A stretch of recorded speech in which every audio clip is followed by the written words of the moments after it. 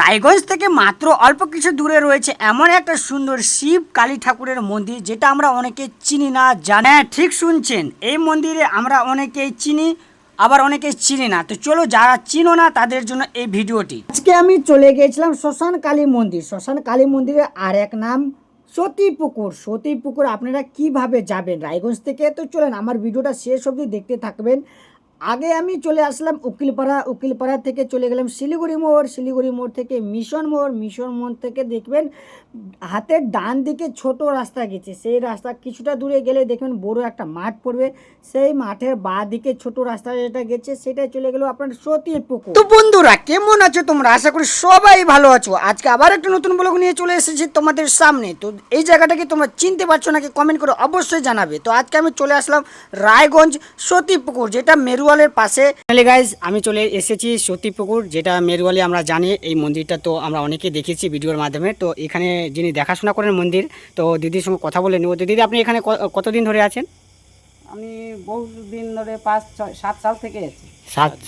7 বছর থেকে মন্দিরে নিত্য পূজা হয়। হ্যাঁ, চৈত্র মাসে শিবরাত্রিতে আগের দিন শিবরাত্রি হয়, তারপরের দিন চতুর্দশী মায়ের বাৎসরিক পূজা হয়। হ্যাঁ। বাৎসরিক পূজার পর ওই দিন থেকে বাউল শুরু হয়। 6 দিন থেকে বাউল হয়। এবার আমাদের মানে মালিক ছিল না, তার জন্য 4 দিন বাউল করেছি। আচ্ছা, বালটা কোন সাইডে হয়, কোন দিকে হয়? বাউল মানে ওই ডাঙ্গাপাড়ার পোপারে হয়। ওই পোপারটা ডাঙ্গাপাড়া। আচ্ছা, এইদিকে ডাঙ্গাপাড়া হলো মেরুয়াল। আচ্ছা, এই সাইডে হলো মেরুয়াল আর এই সাইডে হলো ডাঙ্গাপাড়া। আচ্ছা, একই মালিকের প্রপার্টি। আচ্ছা। মালিক এখন কোথায় থাকেন? মালিক এখন কোথায় থাকে? অনেক আশ্রম, কোথায় ঘুরে অনাথ আশ্রমে।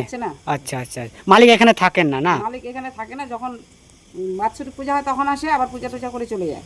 আচ্ছা, আপনি মন্দিরকে দেখাশোনা করেন এখানে? আমি এখানে দেখাশোনা করতেছি, নিত্য পূজা করতেছি, সন্ধ্যার সময় সন্ধ্যাবাতি যা যাবতে সব করতে হচ্ছে।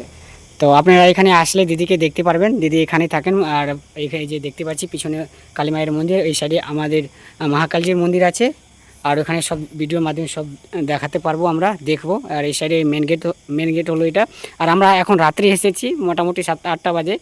আর হয়তো দিনের বেলা আসলে ভালোভাবে দেখাতে পারতাম। এটা আসলে একটা মহা শ্মশান, আর এই শ্মশানকে ঘিরে গড়ে উঠেছে সুন্দর একটা জায়গা। কথা বলতে এখানে এসে আমার খুব ভালো লেগেছে। একদম শান্ত জায়গা। এখানে বোর্ডের মধ্যে অনেক জায়গায় অনেক সুন্দর কথা লেখা ছিল, সেটা তো আমার আরও মন মুগ্ধ করেছে। আর এখানে দেখতে পাচ্ছি আমরা সব ঘরের মধ্যে এই পুতলাগুলো রাখা ছিল আরও সুন্দর করে তোলার জন্য।